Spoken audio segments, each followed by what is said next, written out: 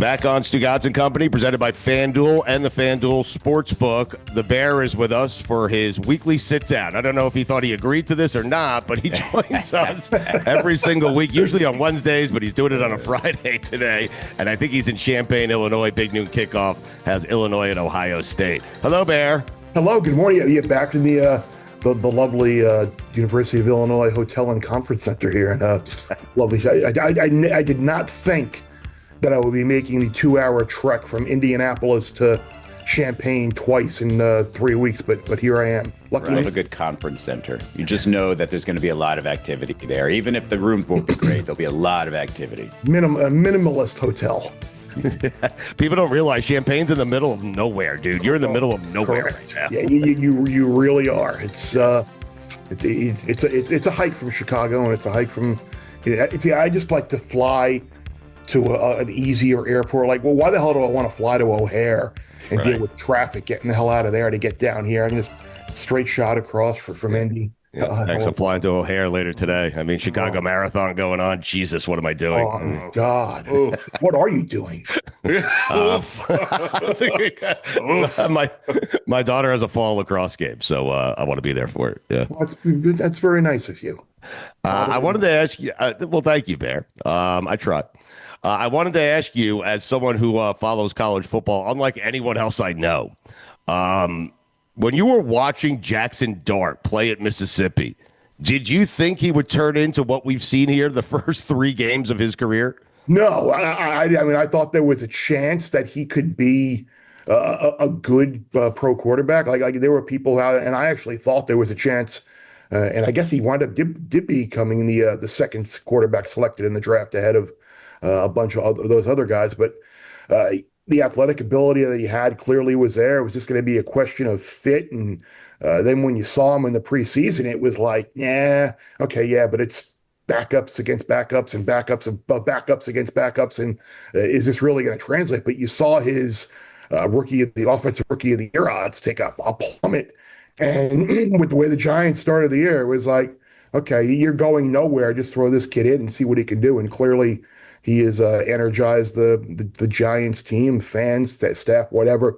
But like to the extent that Tommy Cutlets did a couple of years ago. But if Jaxson Dart actually, Jaxson Dart actually does have ability, and good for them. I guess if you take enough quarterbacks, ultimately you'll strike. But it's good for the. Good for the Giants. Good for the league. And boy, did the Eagles stink? Are the Commanders going to win this division? I mean, maybe the Giants will with Jaxson Dart. Who knows? Cowboys. It's anyone's division now. I mean, well, yeah, here's what. But yeah, that Eagles team. They've. I mean, last week it was the offense, and we talked about. I can't remember if it was us talking about it or with someone else. Like last year, Saquon Barkley touched the ball 390 times or whatever the hell it was.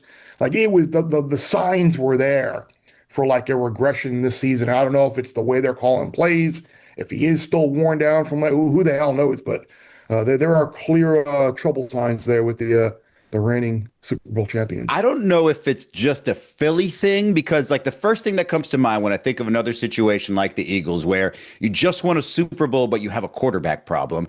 The other team was Philly, because of Carson Wentz, and it was Nick Foles who actually won the Super Bowl.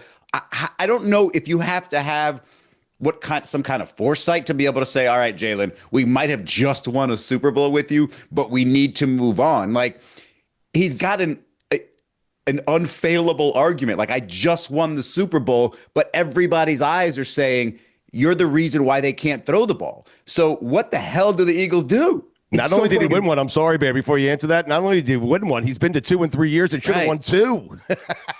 And that's kind of the situation. Remember when the Rams went to the Super Bowl against the Patriots, and who could forget that 10-3 game or whatever the hell it was? Terrible. Like that was the position that the Rams were in with Goff and McVay and Steve. No, they basically just said, yeah, he's not going to be the guy to get us across the line and get us a Super Bowl title.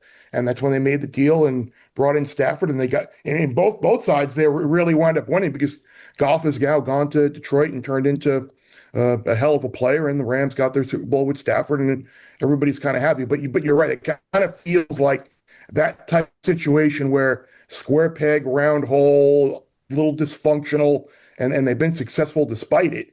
But clearly there are issues going on there.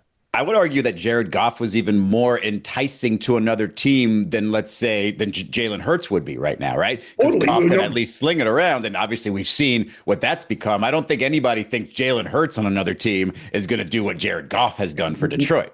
Number 1 overall pick in the draft. I mean, they clearly he was in a passing offense in college, and he had an arm, and Hurts was a second round, third round pick, whatever the hell he was, and not really a pass first offense at Alabama. Look, I remember stories from Alabama leading up to, I forget what year it was. No, it was 2017, where the year they actually wound up winning the title when Tua came in the national championship game. Yeah. The Alabama wide receivers basically had a revolt leading up to the Sugar Bowl that year, and they were ready to play Tua in the Sugar Bowl against Clemson, but it just wound up being a situation where they could have played 11 quarters that night and Clemson wasn't going to score. And they said, okay, let's not unveil Tua tonight because keep Georgia and keep whoever they were going to want to play. Well, it would have been Georgia in the title game, guessing. But there were signs then from with the team that they were concerned about his ability to pass. In that Eagles-Giants game, did everybody enjoy the 5 minutes in that game where we just saw tush pushes for 5 consecutive minutes where they're just false starting on every play? But I keep doing it. I don't care. I mean, gets them in, You got, 13 more games of that? Is that a little less? 13 more weeks before bid farewell to the tush push. Thank God. Yeah. Last night was the death of the tush push, right? Last night was the final straw where everybody watched that and go, no, this isn't the final push. Well, like there even was so Micah many Parsons tweeted, push. this isn't football. Well, first of all, I think it's the opposite. It's way too football. Like, if you think of football, you think of people crashing into each other and just like... That's rugby. It went from 3 yards... No, but is he saying back in the 50s and 60s, every play was the tush push? Yeah, it was 3 yards and a cloud of dust. This is like 3 inches and a cloud of dust. This is a false start, 3 inches, and then a cloud of dust. That's the problem, is you can't actually... you can't enforce the rules here because you can't see everything fast enough. And then the payoff is so minor for not just the team because that's all they need, but for the fans. It's like, hey, look how tough we are. We got this foot of space. It's just ridiculous. And so I think in terms of entertaining, it's way too football. That's why we got to get rid of it. There's another reason to move on from Jalen Hurts, by the way. If they get rid of the tush push master, we're taking away quality expected points added from the Eagles offense. And why are we taking away Jalen Hurts? What are we doing? I was going to say, all we've done is just kick the reigning Super Bowl champion. Take your MVP Super Bowl ring and go home. We are kicking Jalen Hurts off the team, and we're promoting Jaxson Dart, who's had 3 starts. Bring back Pennsylvania. I love football. Stu, if Howie Roseman gets a phone call today, yeah, and it's the Giants on the other end, right? Joe Shane says, hey, Jalen Hurts for Jaxson Dart. Who says no? I was going to say, I was going to say, like, Joe Shane would never pick up the phone and make that call. But anybody that saw that Hard Knocks a couple of years ago, the off-season Hard Knocks might think actually he might pick up the phone and make that call. But right. What if Howie calls? What if it's the other way around and Howie's making the calls? So Joe Shane's phone rings and it's Howie Roseman. Do you even pick it up, to hear what he has to say? Yeah, I would laugh. I would hope he laughs. Wait, so what if Howie Roseman called and Joe Shane actually picked up and he said, listen, I'm going to give you Jalen Hurts. You give me that kid Jaxson Dart. What do you think he said? I'll take Saquon back as well. Give me Hurts and Saquon for Jaxson Dart. Yeah, throw in a sweetener in there. Maybe A.J. Brown. I think Giants fans would revolt because it's kind of like Jaxson Dart is now their guy. Correct. You always want to win with your guy before you have to start looking and making moves. Right. We're Jets fans. We just want to win. I don't care whose guy it is. I was going to say Justin Fields is our guy. Right. Yes. We are officially in the Cam Scattaboo, Jaxson Dart era of the New York Giants. This, after yesterday, this has at least a 4-year shelf life, like before we move on from this. 100%. Totally. Yes. Totally. Everyone's looking for that thing to clasp onto and be excited about. Absolutely. I feel like doing like the big cat computer rankings right now. Like, are the Giants frisky and fun? They are. It's why Golick said before the season started when we asked him about the Giants. Yeah. Was Jaxson Dart. That's who it was. Bear, tell me you didn't have the Phillies last night. No, not at all. Okay. I was in the midst of my 2-hour car ride from Indy, so the game actually ended while I was in the car. Okay. You gonna check out Game 5, Cubs Milwaukee? You're right in town. I mean, well, it's up in Milwaukee now, right? I mean, Yeah. it's a little bit of a hike from where I am. It's not too bad. Listen, no one knows the Midwest like I do, okay? No one has driven around the Midwest like you'll be there in an hour. What are you talking about? I mean, two to Chicago and then another 2, right? Yeah. 4? Yeah, I'll pick you up. Thank you. Appreciate it. Well, we like you. Barry, it came out today that John Mateer is probable to play for Oklahoma against Texas. And on FanDuel, the line it was Texas -1.5, and now it's flipped to Oklahoma -1.5. How big is Mateer playing for this Oklahoma team, and how do you kind of see this game playing out? I would pump the brakes on him playing. As I say that because I don't know if you remember I think it was 3 years ago. Remember Dylan Gabriel was hurt the week before, and then they pulled this whole charade. They ran him out there, and he was practicing with the ones and taking snaps in pre-games. And all week long, he's not playing. He's not playing. He's not playing. And then that morning, I remember people like, he's out there. I'm like, he's not playing. And then sure enough, game come out of the locker room for kick, and there's Dylan Gabriel in shorts and a t-shirt. So it's like, I would be careful. I don't know how he's going to play. I was always told by my sources there that they would have him back for South Carolina, and that was the realistic goal. I think it's just gamesmanship. I don't know how you throw the ball with the soft cast on your right hand, and I don't know how, if you're running the ball and you're tucking the ball in, how if you're a defensive player, you're not going to absolutely spear him with the helmet every time into his hand when he's running. I'm pumping the brakes. I think we're going to Dawkins, and if I were a betting man, which you all know that I am, I would be very breaking news. I would be very, very intrigued by taking not only Texas +1.5, but in fact, I was holding out for this. I was hoping this line was going to flip the other way, and I could get a little bit of a plus price on Texas here. So yeah, I like Texas in the game. Here's my breaking news. You don't even need your starting quarterback to beat Texas. Like if you're Oklahoma, you're fine. Texas is no, but he's saying he likes Texas. I mean, and he follows these things a lot closer than you do. I got you. No. I'm just saying. Like, how bad was that Texas defense last week? It was awful. Yeah. It was, and I didn't even watch that much of the game because I was out playing football, but it was awful. And the Gators, I don't want the Gators to succeed. I want Billy Napier to fail and get fired. And yet I kept looking at that score like, man, what's going on here? But I wanted to ask you about a quarterback I actually like. And Dante Moore hasn't played in a week, right? But he is in the middle of his Heisman campaign, right? Beating Penn State. Now he's got Indiana in front of him at home, actually, right? Yes. Yeah, Oregon. It's at Oregon. And they don't really have much in terms of ranked opponents after this. Does he need to put on a show? Is he, in your mind, a Heisman favorite, or is he need to warm up to the rest of the country first? I think he and Carson Beck are 1 and 1A. I think that one of those guys ultimately is going to win because I think there's a very good chance that both Oregon and Miami go 12-0. And then it potentially could come down to which team wins their conference title. I like Oregon tomorrow. If you look at Indiana's games last year on the road against good teams, the playoff game against Notre Dame, the regular season game against Ohio State, their offensive production was abysmal. And they were terrible. They were terrible at Iowa a couple of weeks ago for whatever the reason is, it's not clicking away from Bloomington like it is on the road. And now you've got an Oregon defense, which they don't allow much on the ground at all. They can get after the quarterback, Bear Alexander and those guys.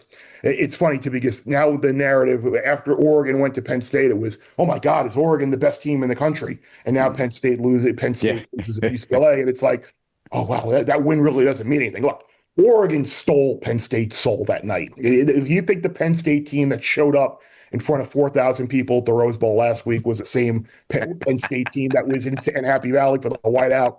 You're off. I like this Oregon team a lot.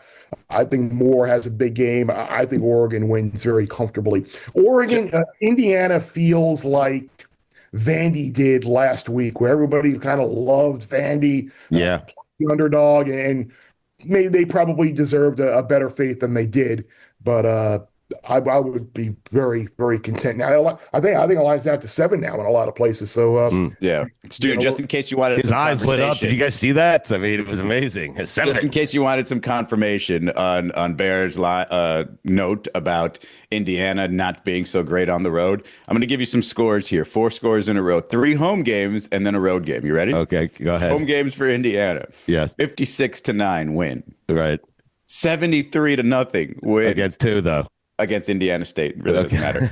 Against the Sorry, number Bird, 9 team in the TNT. country, Illinois, 63-10 win. Right. Yes. At Iowa, 20-15. It was a win, but Yes. still 20-15. I don't care how good your offense is. When you go to Iowa, you're putting up 20, and that's about it. Okay? That's a huge gap. yeah, Iowa them. Yeah. 20 is a great day at Iowa. It is. Put it on the poll as 20 points. A great day at Iowa. You're right. Yes. It's like 70 Slow it points at down. home. Yeah, you're right.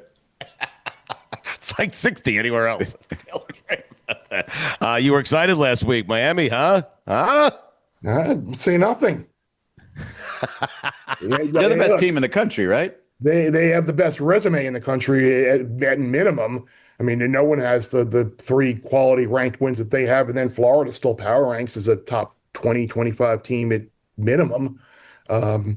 No, it's good. We kind of kicked this around about how these teams at the top, Oregon, Miami, Ohio State, they all kind of are built up front on both sides of the ball in the trenches and can win games with defense and don't necessarily need their quarterback to go out and win, but at the same time, all their quarterbacks are capable of doing it.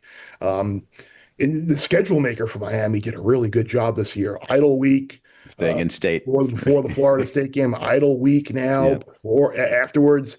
Kind of works out great and sets up. You were talking about with the Dante Moore and the Heisman run. Like now, this kind of sets up with Miami. You're playing a bunch of teams later in the year who aren't necessarily the best teams, and it gives Carson Beck an opportunity to go out there and put up a bunch of numbers. Yeah, no, it's exciting because for the first time in 20 years, we're legit good, and I'm allowed to say we're because I had however many years of student loans, and I got my proof of purchase from the University of Miami, so I'm allowed to say where. Help me out with this. If there were 3 more minutes remaining on that clock, I think Mario Cristobal would have figured out a way to lose the game by 14 points. Yes. Stop it. See, Come on, Bear. 14. It was just the way they converted 4 fourth down. I mean, the game was over. This bullshit about Florida State. Look, it was never respectable. It was never a 1-score game until the very end. Like, Touched a nerve. Kidding aside, though. But 3 more minutes. I mean. No, stop it. They would have gotten the ball back and run the clock out. It would not an issue. There's this stuff about Mario, like, conservative. Like, he went for it on 4th down. That's not conservative. He went out there and he's embraced kind of like people on his staff and like analytics went to go for it. Yes. Went to not go for it. He's done a great. And He coached. Look, I get it. He didn't take a knee against Georgia Tech 2-3 years ago, whatever it was. They fumbled the game against Stanford in 2016 or whatever the hell year it was. Going. Like, that's kind of you got to get over that. Wait till he gets to the Syracuse game a year ago. Get to that game, huh? He's got to beat Oregon. That's got to be a nightmare for him. He's Cam Ward. Best team in the country. Oh, no, maybe it's his former team, Oregon. By the way, how great would that how great would it be if it does work out? And of course, what could possibly derail it from mid-October till mid-January if you get Mario and Miami against Oregon in a semifinal game, Good. and then you get Miami and Mario against Ohio State in Miami in the national championship game 20 somewhat years after the Terry Porter debacle in the Fiesta Bowl. That would be pretty damn good. Oregon, Miami would be great. And Izzy, shockingly, the coach that would be doing cocaine is the Oregon one. Dude, I love I don't know if Lanning's going to make it to the national championship game. He's got to settle down. Lanning is the man. Oh, I love that. If you do not have a complete maniac as a head coach or a maniacal recruiter, like what are you doing these days? Like every successful team has got to have one of those. And I can't imagine, every Monday, I think it is, Oregon comes out with like their like weekly recap video. I think they call it like Ducks versus the World or Ducks versus them or whatever it is. Goose. And I can't wait for the video this week when all the little splices of like everyone talking about how Oregon isn't good because Penn State lost and Indiana is this and Indiana. Ducks versus them. Yeah, it's fantastic. Last year, like the buildup of the week going to Michigan, Lanning and his video staff and whoever puts it together, they had all these clips in there of like Gladiator and like he's like, at some point during the game, I'm gonna like call timeout and you're gonna look up in the stands and have that feeling. And that's exactly what of all the fans leaving, and that's exactly what happened. Like with 4 minutes to go when they were up, however many scores, he called timeout, circled the team up, go look at the quietest 100,000 people in sports in the big house. And they're all walking out as Oregon was kicking their ass. My advice, just test your drugs. Just make sure they're good. Bear, I have to admit, I hate the University of Miami. I'm probably the top 5 Miami hater. Okay. Predominantly because of Mike Ryan, if we're being honest. No doubt. Yep. I'm number one. I'm surprised more people don't hate Miami. You just said so much because of Mike Ryan, you mean. Right. Yes, specifically Mike Ryan. Belated happy birthday, by the way, Mike Ryan. Belated, yes, I wished him a happy birthday yesterday, and he came back to me with a Canes take, and I told him to shut the fuck up. Anyway, go ahead, Taylor. But even I have to admit, like, when Malachi Tony gets the ball, it is electric. I don't know if I've seen a player faster than Malachi Tony in recent college football. Trying to think. Some guys are just game fast. So like he's separated during that late, what is that, 3rd and 2, 4th and 2 throw? Where it was just like those guys were on his tail and all of a sudden they were 10 yards behind him. And that's just impressive. That's the thing. Like, yeah, there are guys out there who can run 4.3, 4.4, whatever, but then you put him in pads and it's different. Like he's football fast. And I think that's what a lot of people at the combine, when they've got their stopwatches out and they don't pay attention to the film enough. I'm trying to get Jalen Waddle was pretty good with the ball in his hand. I know he was a few years back. Tyreek's a little different. Like that's what people say. Yep. Ruggs. Those guys will say Achan's the fastest, though, right? I mean, probably. Yeah. I mean, really Mostert just told us Achan's the fastest of all of them. Yeah. I mean, and like people want to do the comparison to Santana Moss as well. If you're looking like for a Miami parallel. Bear, what do you think of Illinois' chances here against Ohio State? I don't like them one bit. Really? No, I don't like them one bit. Look, they're a team that they've lived off of turnovers all year. I don't think Ohio State's going to give them short fields and kind of piss down their leg with turnovers. Illinois' offensive line is one of the worst sack rates allowed in the country, and now you're going against one of the top, if not the top, defense in college football. Bo Jaxson, the Ohio State running back who didn't play, not that Bo Jaxson, the Ohio State freshman back, Bo Jaxson. Although that Bo Jackson probably could still play. Oh, I think he lives in Chicago too. Still, you should probably go. Give him a call when you're in Chicago. Take him to the Brewers game. Take him to the lacrosse game. Are we? Julian saying is one like I'm honestly have not seen a game of his since Texas. Have not really watched him a whole lot. He does not miss any passes, does he? No, he and that's the thing. I was a little, I don't want to say critical, but when everyone was talking about Ohio State and this great, I was like, well, just let's hold on just a little bit, because the Texas game and the Washington game, he averaged like 5 yards an attempt in the air. Like they weren't doing a whole lot. They knew they could win those games. And now last week, Minnesota's terrible, and they went out and threw the ball up and down the field. And I think tomorrow, in Illinois defense, it really isn't very good either. They allow a ton of yards on the ground, a lot of big plays in the air. I think you could see Ohio State put up a lot of points here on Saturday. I hate laying 14 and a half, whatever it is on the road, but I wouldn't feel very good if you look at Illinois, like when they have been this big of an underdog, like last year they scored 7 points against Oregon, 9 points against Penn State, I think it was. Like it's kind of talked about with Indiana as well, like when they play good teams on the road, like that doesn't work. Like when Illinois is expected to go out and get their ass kicked, like it hasn't worked out against these powerhouses in the Big Ten. Alabama, Missouri. I have no idea if Missouri's good. Can you tell us if they are? No, I think that's the question. Like nobody knows if they are because they really haven't played anybody. And they beat South Carolina, and that's about it, right? They did, and I don't know if Sellers played that game. Right. He may. Yeah, I think Sellers got hurt the week before, and I'm not sure if maybe he came back and played and it wasn't really 100%. But I like Missouri in this game. You look at Alabama. He did play in that game there. He did. Okay. Well, that's a feather in the cap to Missouri then. Okay. You look at Alabama a couple of weeks ago. You go to Georgia. You end the nation's longest home winning streak. Last week, you get revenge on your mind as a big favorite. You lost at Vandy last year when you were number one, and now you got to go to Missouri, who had an off week last week. Prabula and Ahmad Hardy, their running game. Look, if you look at Alabama, like they gave up 230 on the ground to Florida State, and they gave up 230 on the ground to Georgia. Like they are susceptible. They've got some injuries on that defensive side of the ball, and this will be in my bear bites that I have to tweet out in a little while. Give you a pre bear bite nugget here. If you look at last 25 years, there have been 8 teams that were shut out in a loss of more than 30 points, and then had 8 ranked teams that had a chance to get revenge the following year.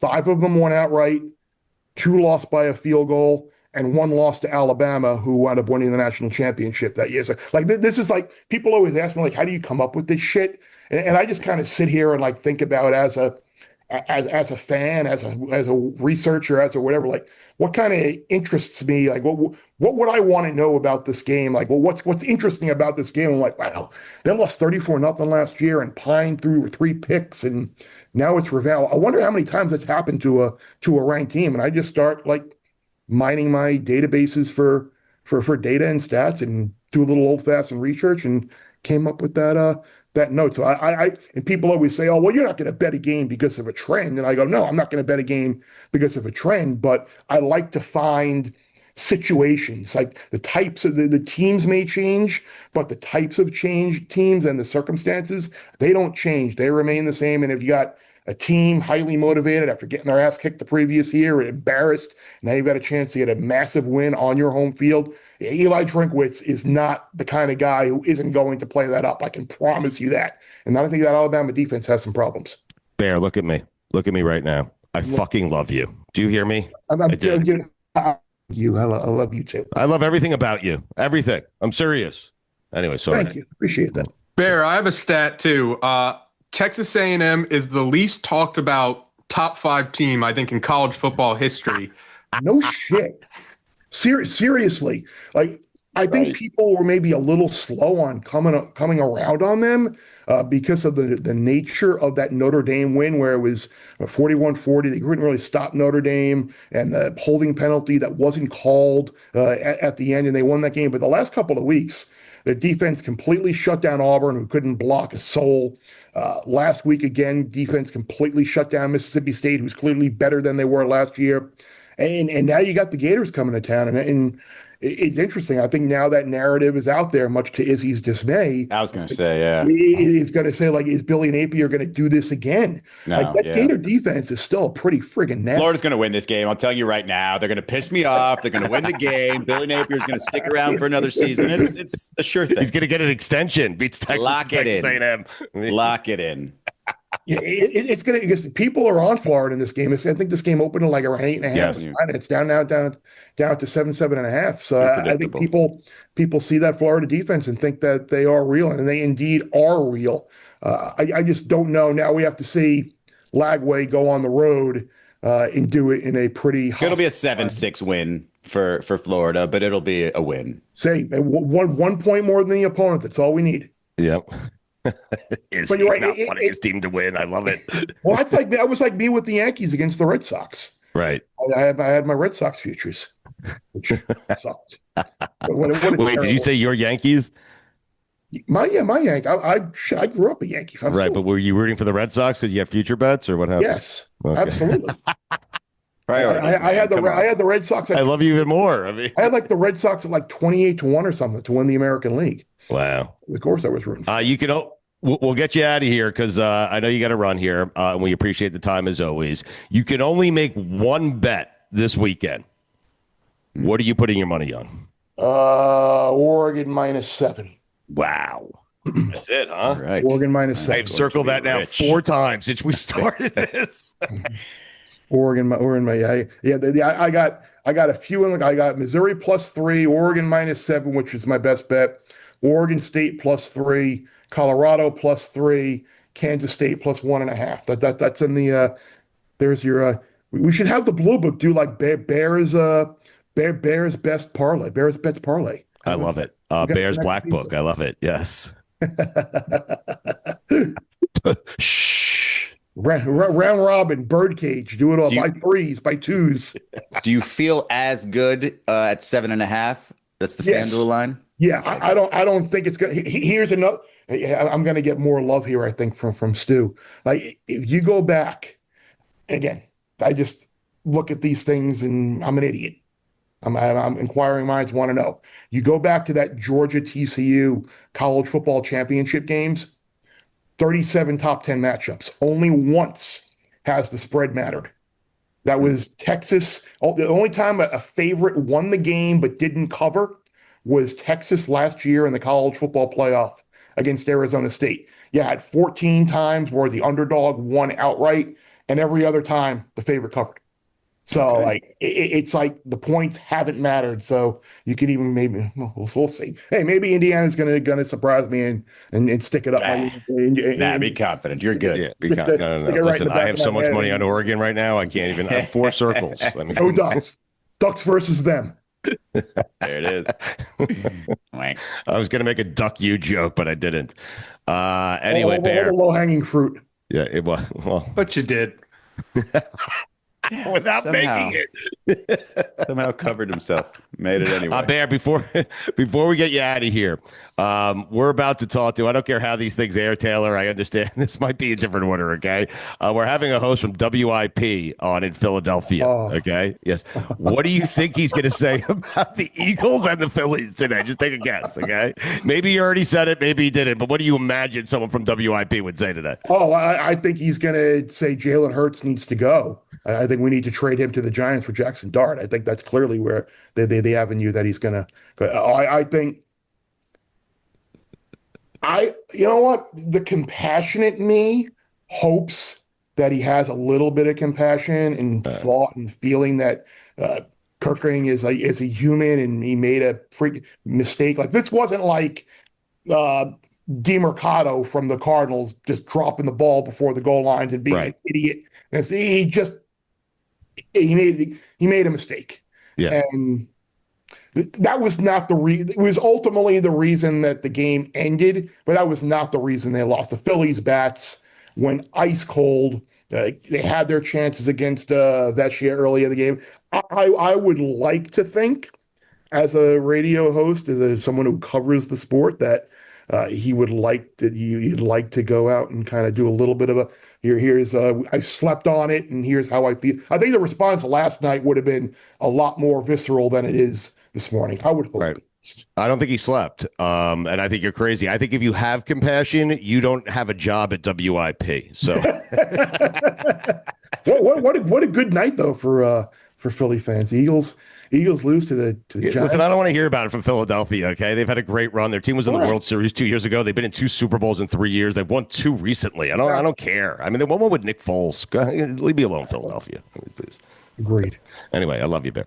Love you too. Hey, Bear. See you guys. Big noon kickoff. Illinois, Ohio State will be all over it. Bears bites as well. And we're taking Oregon. I got 4 circles. See you, buddy.